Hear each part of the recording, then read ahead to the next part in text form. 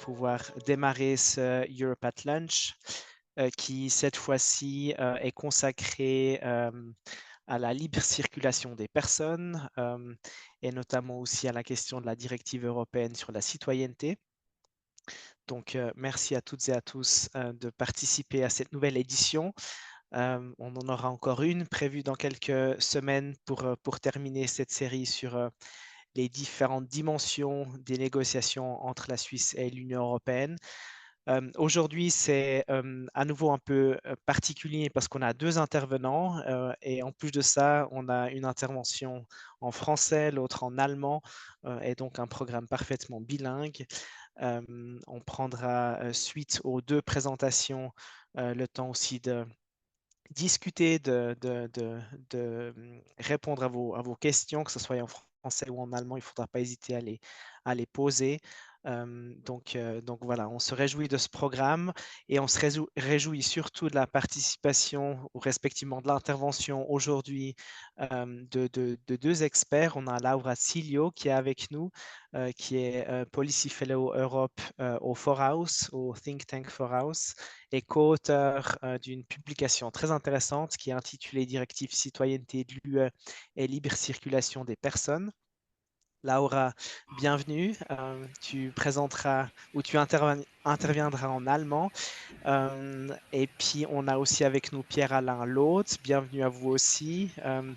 Une intervention en français qui portera justement sur la réalité du tissu économique genevois, puisque vous êtes chef d'entreprise et président de l'Union des associations patronales genevoises. Donc, voilà, je crois que moi, je vais m'arrêter ici et passer la parole à Laura qui commencera. On enchaînera ensuite avec la présentation de Pierre-Alain Lothe. Et puis, comme dit, suite à ces deux présentations, le temps des questions. Laura, parole à toi. Ja, guten Tag, meine Damen und Herren. Vielen Dank für die Einladung. Ich werde jetzt meinen Bildschirm präsentieren. Einen ganz kleinen Moment, damit Sie dann auch meine Präsentation sehen. So, ich denke, das sehen Sie jetzt. Raphael, kannst du kurz bestätigen? Oui, parfait. Sehr gut. Merci. Perfekt. Gut. Ja, vielen Dank für die Einladung. Ich erzähle Ihnen heute etwas über die Unionsbürgerrichtlinie im Kontext der Verhandlungen mit der EU auf der Grundlage des Paketansatzes.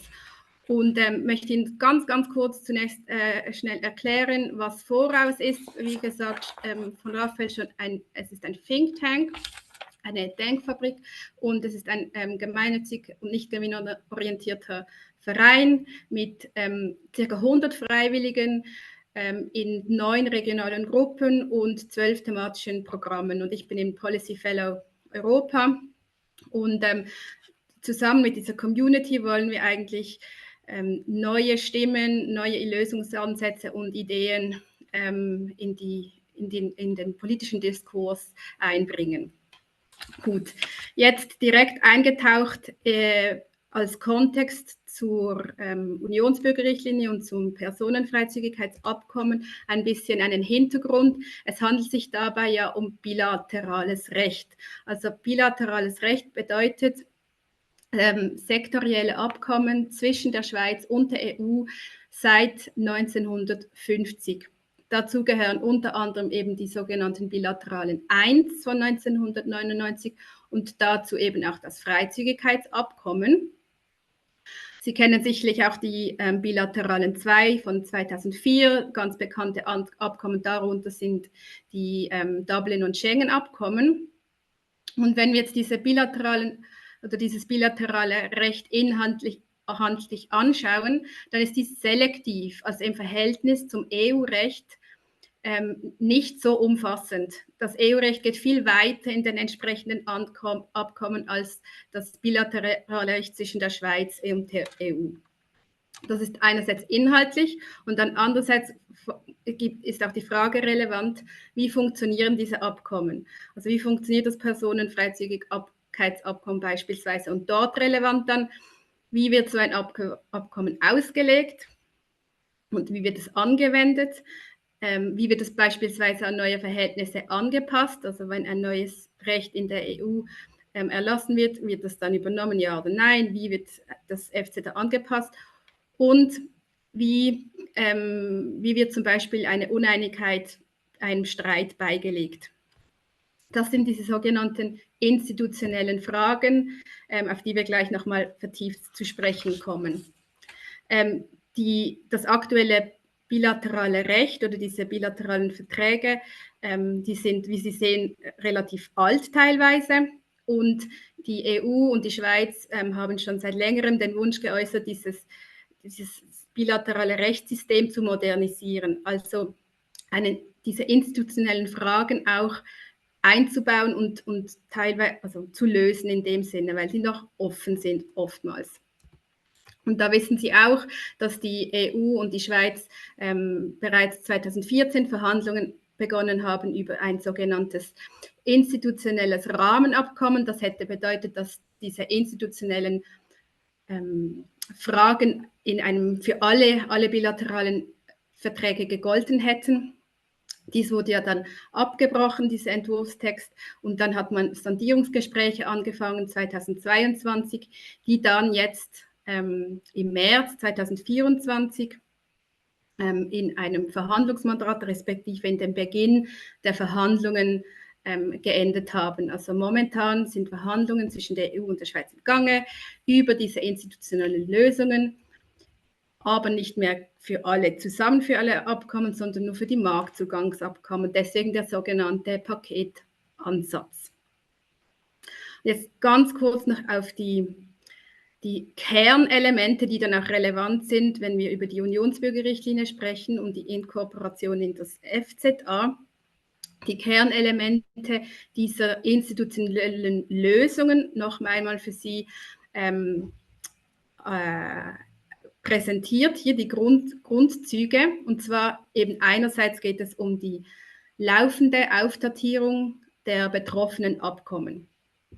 Dieses Element hängt mit der Tatsache zusammen, dass die bilateralen Marktzugangsabkommen inhaltlich eben auf ausgewählte Teile des EU-Binnenmarktrechts beruhen und sich zugleich das betreffende EU-Recht innerhalb der EU fortlaufend weiterentwickelt oder weiterentwickelt hat. Wird also ein Abkommen nicht angepasst, ein bilaterales Abkommen, dann hinkt es eigentlich dem EU-Recht hinterher und ist dann nicht mehr auf dem aktuellen Stand. Und das bedeutet wiederum, dass dort, wo die Schweiz eigentlich Zugang hat zum Binnenmarkt, die Rechtssituation unterschiedlich sein kann.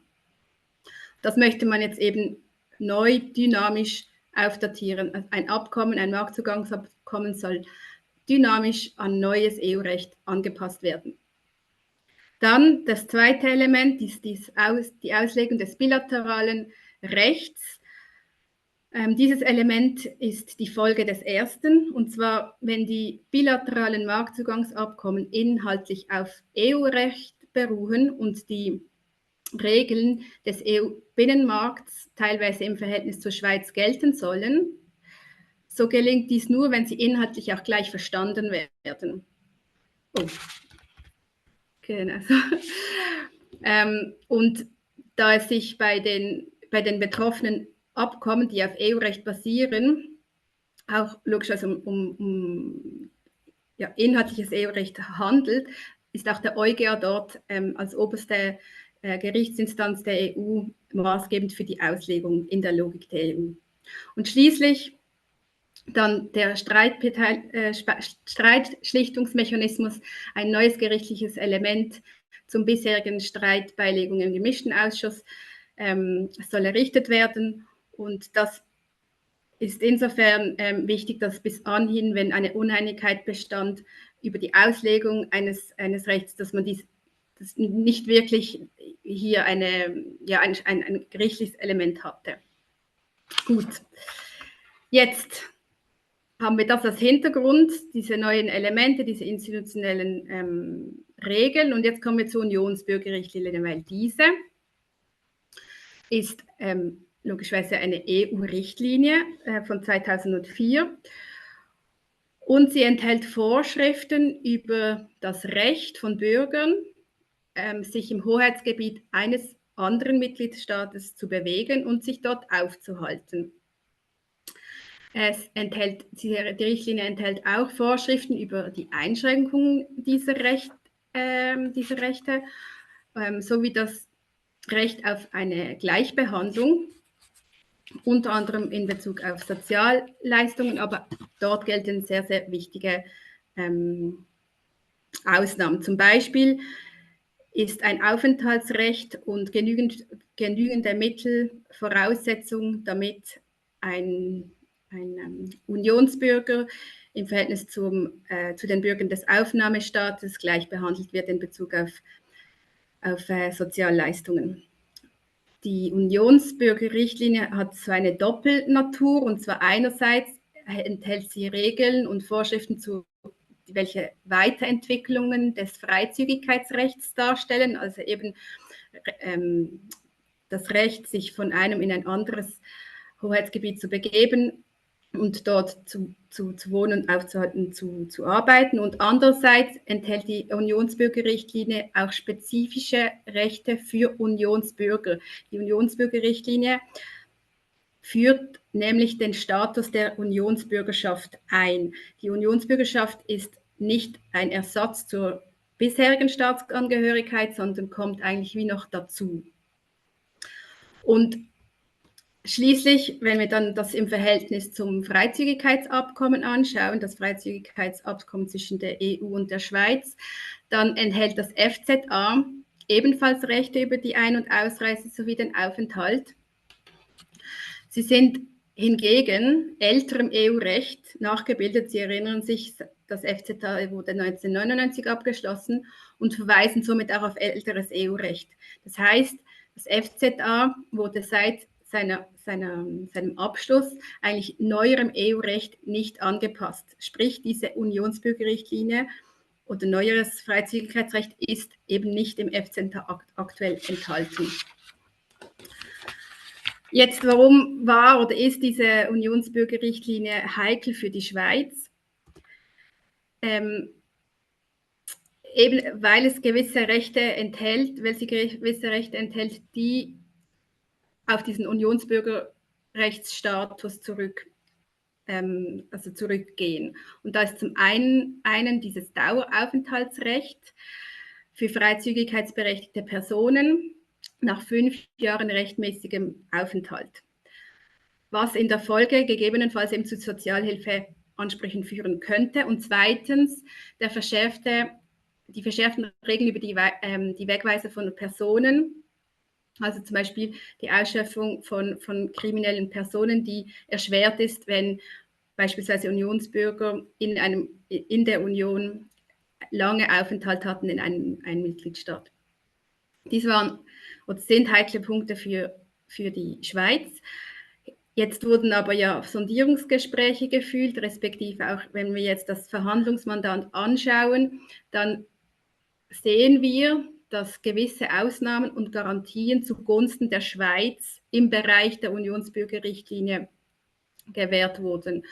Nämlich wenn wir uns überlegen, dass vorher die EU darauf bestand, dass die Unionsbürgerrichtlinie insgesamt ins FZA übernommen wird und der Bundesrat umgekehrt wollte, dass die Unionsbürgerrichtlinie nicht Teil des FZA wird, dann haben wir jetzt auf den nächsten Folien dann wird es Ihnen zeigen, Ausnahmen für die Schweiz erreicht, oder das hat die Verhandlungsdelegation so erreicht.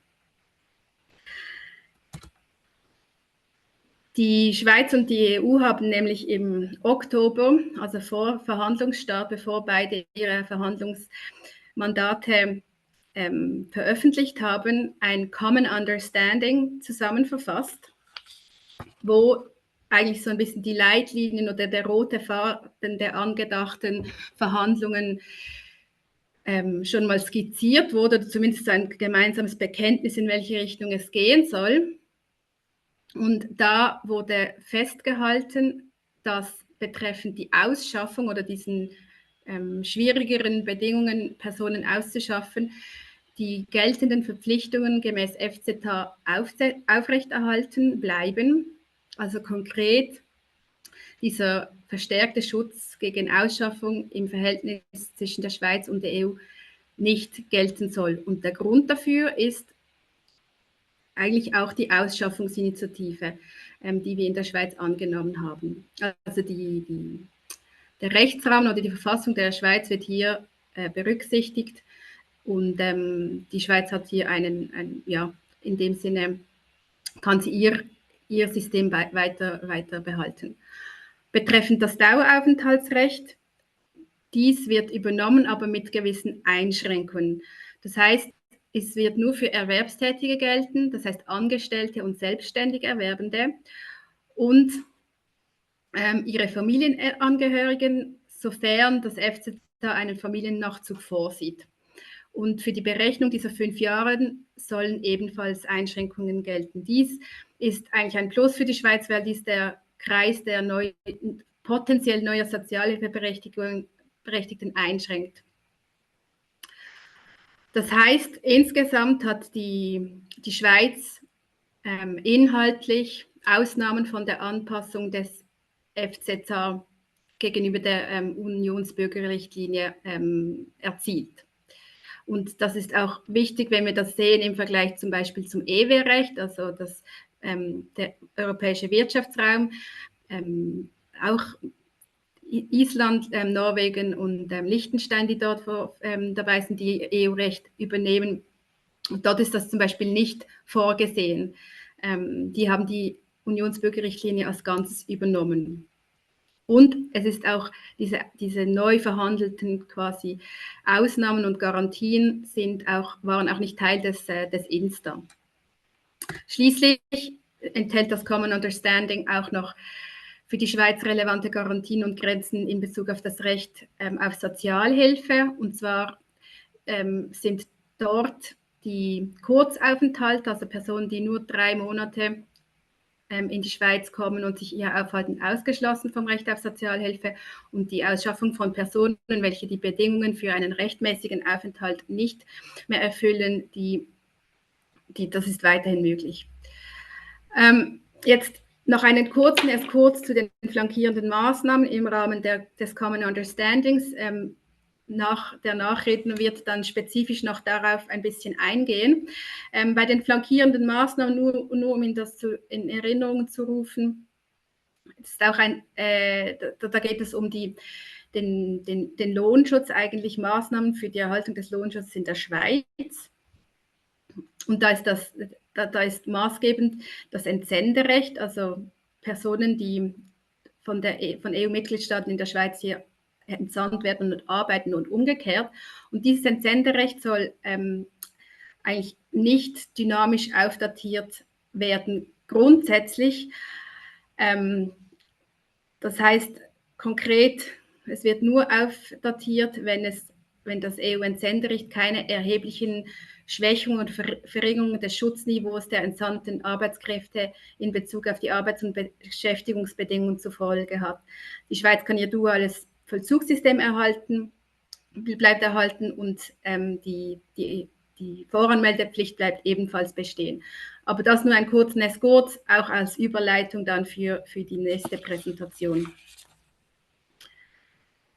Ja, dann bin ich auch schon langsam am Ende meiner Präsentation, und zwar als Fazit können wir jetzt sagen, dass im Bereich der Freizügigkeit die Unionsbürgerrichtlinie nur teilweise in das FZA übernommen werden soll, dass also die Zuwanderung in die Schweiz eigentlich für Erwerbstätige bleibt und in gewissen Fällen für Familienangehörigen der Erwerbstätigen.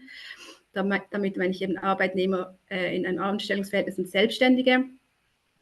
Das Gleichbehandlungsgebot oder der Gleichbehandlungsgrundsatz gilt einfach mit Ausnahmen, insbesondere auch auf das Daueraufenthaltsrecht, welches nur mit Einschränkungen gilt. Und die Ausweisung krimineller Ausländer ist möglich und auch weiterhin möglich. Und schließlich wird auch der Sozialhilfemissbrauch bekämpft, respektive beide Parteien sind daran bedacht und gewillt, dies zu verhindern. Dann ja, denke ich, dass wir nachher vielleicht noch Zeit haben, dies im Rahmen auch noch dann im Kontext mit der anderen Präsentation zu diskutieren. Und ich freue mich dann auf Ihre Wortmeldungen und danke mich für Ihre Aufmerksamkeit. Merci beaucoup, Laura, pour ces précisions juridiques et puis pour cet état des lieux quant aux discussions en cours avec l'Union européenne. C'est un sujet de grande importance et pour nous, c'était aussi important de mettre en lumière la réalité du terrain. Et dans cet esprit-là, je passe volontiers la parole à Pierre-Alain Lhôte pour sa présentation. Bonjour à tous, merci de votre invitation. Je vais partager ma présentation.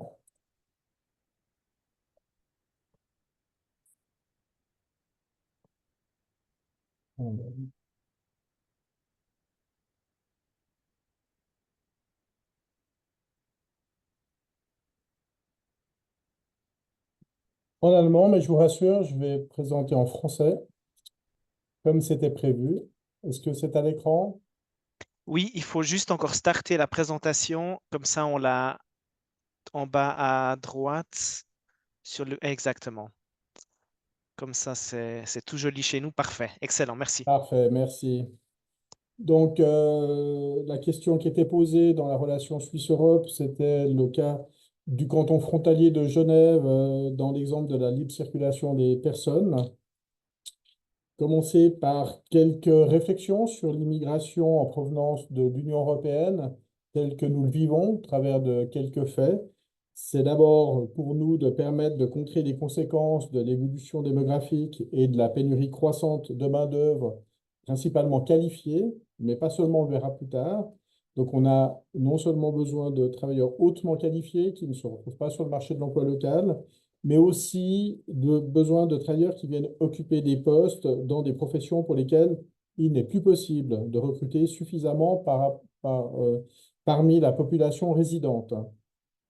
On a un lien naturel avec la conjoncture économique, avec une immigration qui croît lorsque la demande de main-d'œuvre augmente naturellement et que le chômage baisse. Et on a évidemment l'effet inverse, une immigration qui baisse lorsque la demande diminue. Cette main-d'œuvre étrangère complète la main-d'œuvre indigène et accroît le potentiel de main-d'œuvre sur le marché du travail.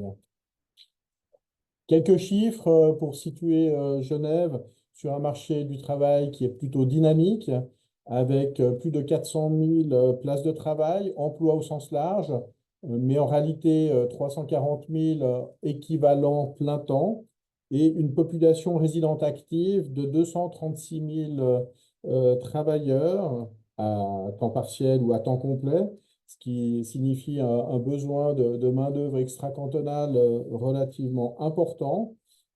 Parmi ceux-ci, donc des résidents de l'Union européenne qui habitent le canton de Genève, plus de 100 000, et puis surtout un besoin de travailleurs frontaliers de plus de 100 000 également qui viennent apporter leur force de travail au tissu économique genevois, avec dans les chiffres récents un taux de chômage de 4%, 4,2%, sensiblement supérieur à la moyenne suisse, et un salaire mensuel brut médian également supérieur, qui ascendent à 7 600 francs.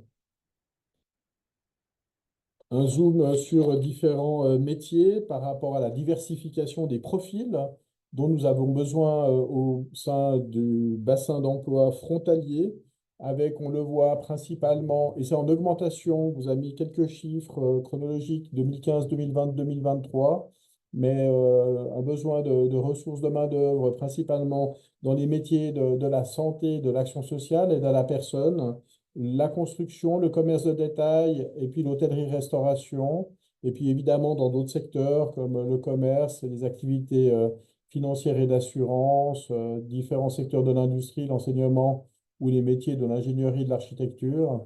Mais voilà, vous voyez un peu la répartition, mais vous voyez surtout que cette demande demeure à la hausse et puis qu'on recourt de plus en plus à ce bassin d'emploi de l'Union européenne et principalement de la région frontalière.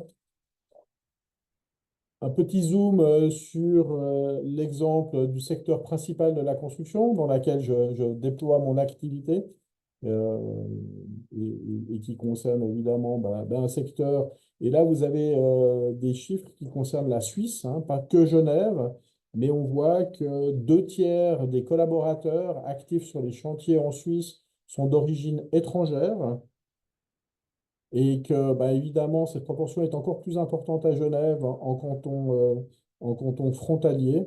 Et puis, vous avez en bas du graphique la répartition par rapport au lieu d'origine. Mais il va de soi qu'à Genève, notamment, les Français ne sont pas tous des Français résidents, sont souvent des Français qui habitent leur pays et qui viennent travailler et qui ont un impact aussi sur les infrastructures, notamment la mobilité dans notre canton.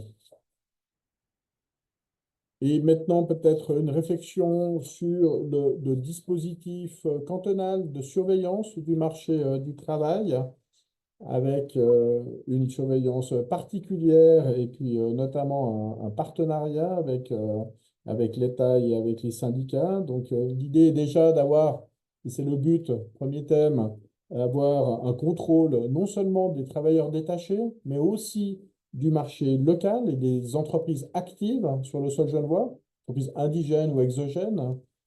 Et ça, c'est une volonté des partenaires sociaux et de l'État objectif sur lequel nous nous rejoignons. Il y a aussi l'idée d'avoir une utilisation volontariste des mesures d'accompagnement. Et Genève est un des rares cantons à faire usage des mesures d'accompagnement qui permettent d'édicter des salaires minimaux impératifs en cas de risque de sous-enchère abusive et répétée, hein, ce qu'on appelle les contrats types de travail notamment. On a, je le disais, une coopération étroite avec l'État, avec un dispositif qui s'appuie justement sur des commissions tripartites, hein, auxquelles collaborent les représentants de l'État et les partenaires sociaux, représentants patronaux et syndicaux.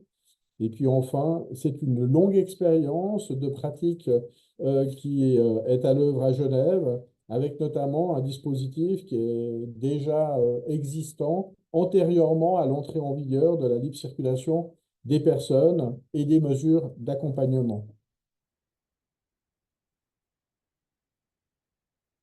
Ce système nous permet d'avoir beaucoup d'activités de contrôle, hein, et nous ne sommes pas les seuls, comme dans le Tessin, Zurich ou le canton de Berne, qui ont enregistré en 2022 le plus grand nombre de contrôles dans les entreprises, et ceci autant par les commissions tripartites que par les commissions paritaires cantonales. Hein. On a 8 secteurs dans lesquels nous avons des contrats types de travail en vigueur avec des salaires minimaux impératifs. Et puis, vous l'ignorez pas, nous avons également, par vote populaire, intégré un salaire minimum général pour l'ensemble des secteurs non conventionnés, qui est relativement élevé parce qu'il est indexé. Et puis, en 2024, il ascende à 24 francs 32 de l'heure. Donc, il se rapproche des minima conventionnels dans bien des branches. Et puis ensuite, nous avons une utilisation assez régulière de l'outil d'extension facilitée des conventions collectives de travail par rapport aux questions des doubles quorums. Je le disais, donc, un partenariat social historique et fort, avec un dispositif conventionnel qui est particulièrement développé, avec des commissions paritaires qui se sont professionnalisées au cours du temps. Je précise ici que j'ai été président de commission paritaire pendant 10 ans, donc ça me donne aussi cet éclairage de ne pas avoir que l'activité au sein des associations patronales, mais aussi d'avoir pratiqué des négociations de branche et du contrôle d'application des conventions collectives. Et vous avez là un tableau des différents engagements dans nos secteurs avec une comparaison entre Genève, la Suisse romande et le pays. Et puis préciser aussi que les partenaires sociaux ont milité pour développer un système d'inspection paritaire des entreprises pour les secteurs qui n'avaient pas convention collective de travail, mais pour exercer une surveillance sur le marché du travail, notamment le respect de la loi sur le travail, de la loi fédérale, et puis s'assurer qu'on lutte efficacement contre le travail au noir et toute forme de concurrence déloyale qui porte préjudice aux entreprises que nous représentons au sein de nos associations. préciser ici en bas de slide que plus de la moitié des travailleurs à Genève sont couverts par une convention collective de travail ou par un contrat type de travail. Donc, c'est que 50% de l'emploi qui est sous couvert de ce type de dispositif. Enfin, c'était la question de la coopération avec l'État, par le biais aussi de contrats de prestation avec certaines commissions paritaires, dans le cadre des extensions de CCT, et notamment par délégation des mandats, notamment de contrôle du marché au noir, du travail au noir, contrôle des déclarations AVS, donc des collaborations qui donnent à nos inspecteurs la capacité aussi de renseigner les services de l'État sur des infractions possibles. Ensuite, un dispositif de reconnaissance des usages professionnels dans les branches, avec notamment un outil, ça représente un outil de régulation du droit cantonal, et ça fait en sorte que les usages sont applicables à l'ensemble des activités exercées dans une même branche, avec ou sans convention collective, avec ou sans contrat type. Ça permet aussi d'obtenir un référentiel pour constater si une situation doit être qualifiée de sous-enchère dans le cadre de l'observation du marché du travail. Sous-enchère égale concurrence déloyale. Et puis, ça permet de fixer des conditions minimales de travail et de salaire à respecter par les entreprises, un peu à l'image d'un contrat type ou bien d'une convention collective pour ces points principaux. On a aussi un dispositif, alors qui n'est pas unique, mais de surveillance des marchés publics, et dans le cadre particulièrement du renouvellement de l'accord intercantonal sur les marchés publics, en précisant non seulement des conditions de participation, et notamment de respect des conditions de travail, avec la production de toute une série d'attestations qui permet de réguler un peu le marché, et puis ensuite, évidemment, d'avoir certains dispositifs, notamment d'arrêt des chantiers dans la construction, dès lors qu'il y a un soupçon d'infraction grave qui mérite une instruction spécifique. Donc voilà des outils que nous mettons en place de façon à réguler le marché et à opérer une surveillance du marché du travail, avec la création aussi d'observatoires et de monitoring, de façon à s'assurer justement que le travail extra-cantonal du reste de la Suisse ou bien des pays voisins ne fait pas une concurrence à nos entreprises qui ne seraient pas conformes à la législation, soit à la loi, soit aux conventions collectives de travail. Voilà le dispositif que nous avons mis en place à Genève.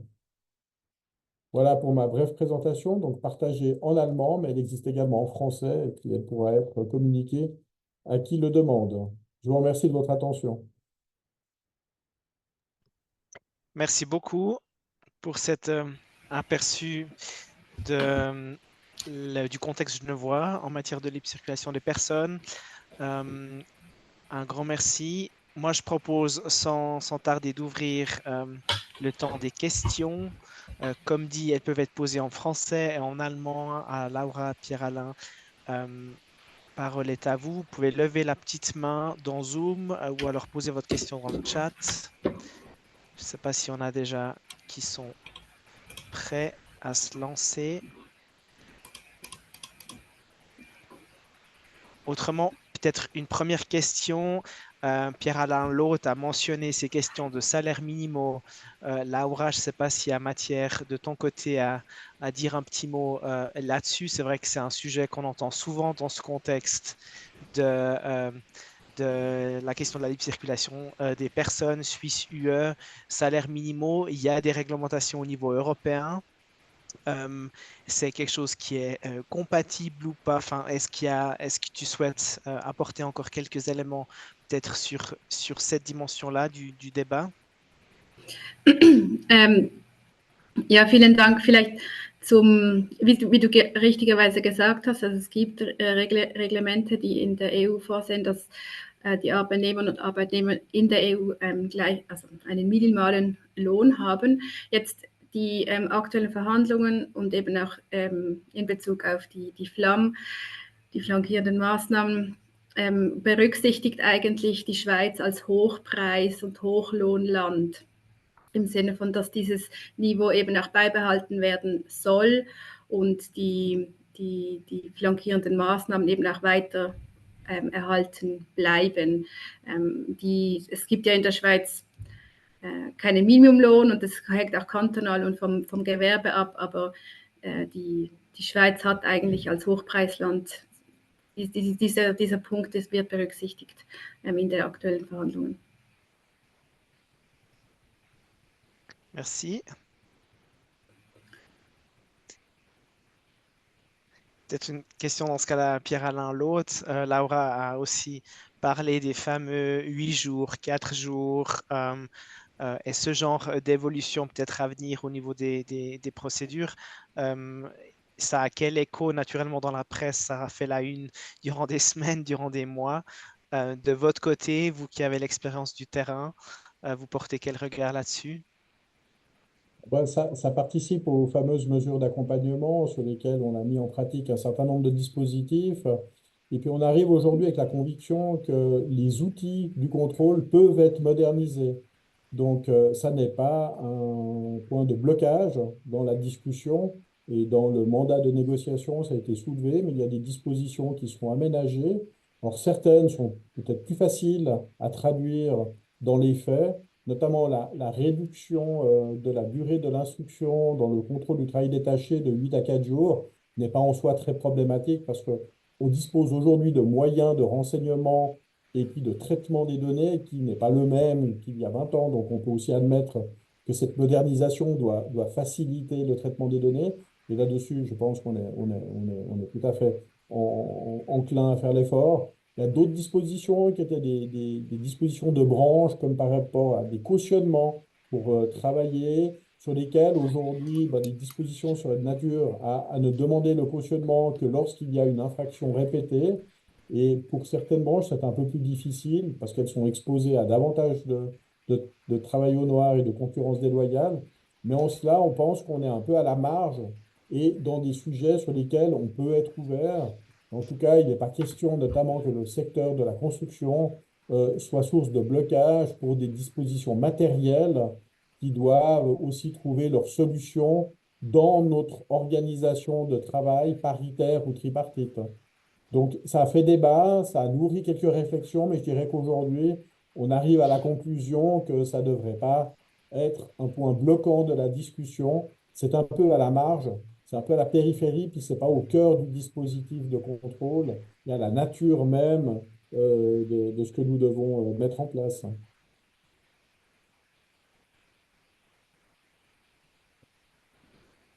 Merci.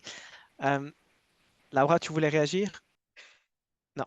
Alors, on a une question de Werner Pachinger qui a levé la main. Alors, il faut activer le son. Sie sind gemutet. Ja. Wunderbar. Entschuldigung. Guten Alles Tag gut. miteinander. Ich hätte eine Frage nach Genf. Wie groß ist der Prozentzahl der kontrollierten Firmen, die diese Regelungen und Abmachungen nicht einhalten? Alors, une question. Quel est le Oui. pourcentage qui n'accepte pas les règles? Le pourcentage des entreprises qui enfreignent les règles fixées. Est-ce qu'il y a des chiffres? Moi, je n'ai pas de chiffres officiels, mais on a des chiffres dans certaines branches. Notamment, à l'époque où j'étais président de commission paritaire, on avait des taux d'infraction qui étaient relativement importants, de l'ordre de 60% des entreprises contrôlées qui présentaient des désordres, mais parce qu'on avait des contrôles très ciblés sur certains types d'entreprises ou d'activités dont on savait qu'elles étaient potentiellement problématiques. Et ensuite, on se rendait compte que c'était très rarement les entreprises locales ou signataires de conventions collectives, c'était plutôt les entreprises dissidentes, soit indigènes, soit les entreprises étrangères qui connaissaient mal les règles. D'où le besoin de faire de la publicité aux règles locales, dès lors qu'elles s'appliquent, et puis de faire en sorte que les commissions paritaires ont aussi une mission éducative, dans le sens où la sanction n'est pas toujours une amende, elle peut être aussi un avertissement. Et puis en ce sens, on s'est rendu compte qu'avec le temps, les choses étaient se résolvaient passablement bien. Mais voilà, on cible les contrôles, donc on ne trouve passablement de cas problématiques.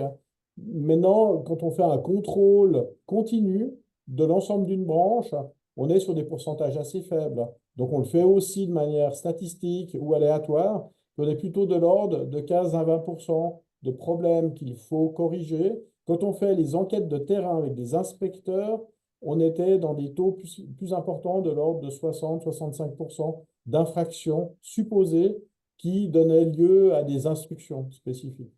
Mhm. Voilà Mais ce qu'on a par expérience. ce qui est problématique, ce sont ce sont les cas graves en principe, hein. C'est ça. Ouais.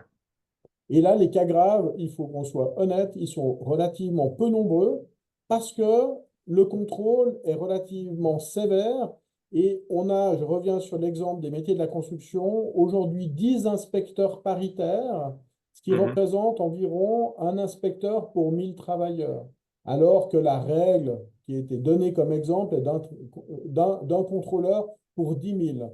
Donc on a une force de contrôle 10 fois supérieure à d'autres territoires, ce qui nous donne Mhm. aussi un meilleur niveau de surveillance et donc toujours passablement de cas, mais à la fréquence des contrôles que nous faisons, proportionnellement, peu de cas graves. Mhm. Mhm. Merci. Merci. Oui, Vielleicht nur ganz kurz eine kleine Mini-Ergänzung oder zumindest einen Verweis vielleicht auf den Bericht des SECO zur Umsetzung der flankierenden Maßnahmen zum Personenverkehr zwischen der Schweiz und der EU. Dort haben Sie zwar nicht nur das Bild auf Genf, sondern insgesamt auf die Schweiz und dort haben Sie auch nochmal spezielle Zahlen zu ja, verschiedenen Fragen der Flammen. merci Laura. Il y a une question dans le chat que je me permets de lire, puis peut-être que je verrai si Laura veut réagir ou autrement Pierre-Alain l'autre. Ça concerne les syndicats. Que sait-on des premières réactions des syndicats? Y a-t-il une plus grande ouverture à trouver un accord et à quelles conditions? Est-ce que Laura, Pierre-Alain l'autre? Oui. Oui, alors de nouveau, entre les lignes, par rapport à des discussions au niveau de l'UPS notamment, on est en train d'avancer sur ces thématiques et on est mesurément positif. Je ne sais pas si je me fais comprendre, mais en tout cas, le dialogue existe. On n'est pas dans le schéma caricatural où Maillard veut parfois nous emmener. On a le sentiment qu'aujourd'hui, une majorité de partenaires, y compris du côté syndical, ont compris l'enjeu de trouver une solution et puis que on doit, je le disais, par rapport à la réduction du temps d'annonce, par exemple, du travail détaché, ou par rapport à la suppression de la caution préalable, on sent que sur ces territoires, sur ces questions, pardon, on avance et on est plutôt positif sur cette issue. Donc, j'ose dire ici que dans le cadre des syndicats professionnels, en particulier UNIA, le plus important en Suisse, je pense qu'il y a alors, il y a des négociations, il y a des pressions, ça fait partie du jeu, mais il y a globalement un esprit positif et on enregistre des résultats qui sont encourageants. Merci. Puis il faut effectivement toujours aussi rappeler, c'est vrai que c'est pas, les syndicats ne se résument pas à M. Maillard et à l'USS. Il y a plusieurs syndicats et certains sont naturellement bien plus ouverts à un accord que d'autres. Donc, tout à fait, un élément important dans ce contexte. Est-ce qu'il y a d'autres questions?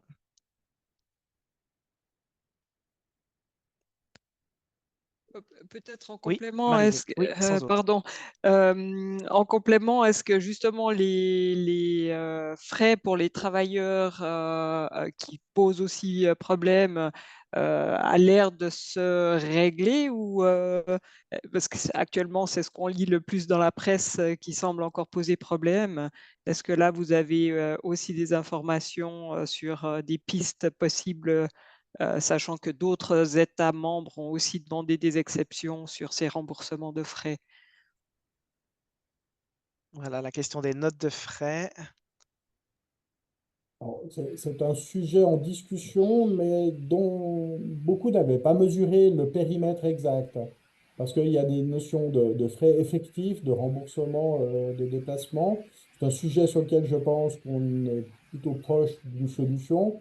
Par contre, il y a aussi tout ce qui est frais forfaitaires et qui sont inscrits dans certaines conventions collectives de branche et puis qui peuvent représenter des montants relativement importants. Je prends l'exemple des frais de déplacement dans le secteur du Gros œuvre à Genève, c'est 25 francs par jour d'indemnité forfaitaire. Ce qui veut dire que ça représente plus de 500 francs, donc 10% de la rémunération.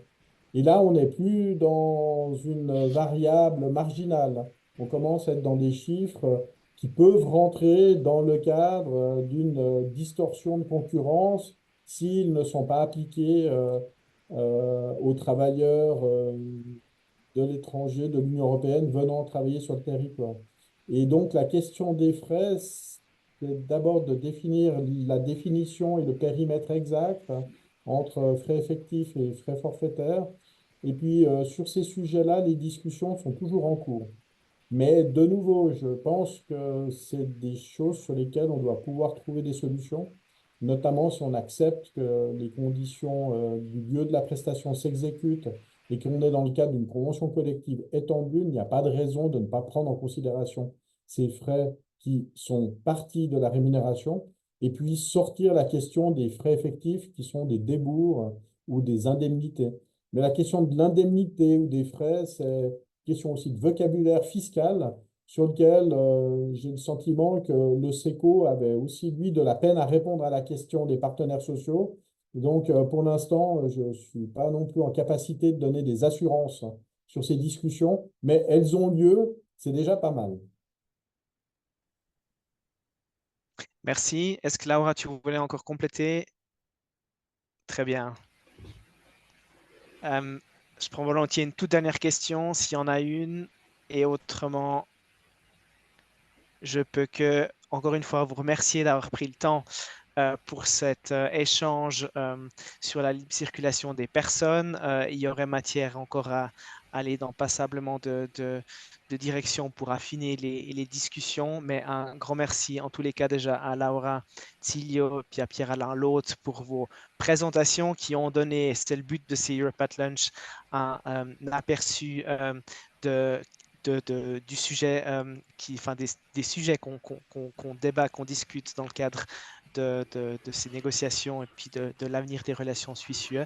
Donc, merci à vous d'avoir pris le temps de passer ces 45 minutes avec nous durant cette pause de midi. Merci à tout le reste des participants pour votre participation. Et puis, moi, je peux simplement vous signaler que dans 3 semaines, sauf erreur, je vais retrouver la date, pas que je dise des bêtises, c'est le 25 juin. On a la prochaine édition et ce sera la dernière de cette série sur les relations Suisse-UE. La prochaine édition de notre Europe at Lunch avec Marilyn Maillard qui est là avec nous du Conseil des EPF sur la thématique de la coopération Suisse-UE en matière de recherche et formation. Donc Horizon Europe notamment est ce genre de programme. On en discutera plus en détail avec elle. Donc, je peux que vous inviter à déjà réserver la date ou à vous inscrire. Tout est en ligne. Donc, merci beaucoup. Et sur ce, je vous souhaite un bon appétit et puis à une prochaine. Vielen Dank. Danke für das Zuhören und Merci, au danke für die revoir. Diskussion. Merci. Merci.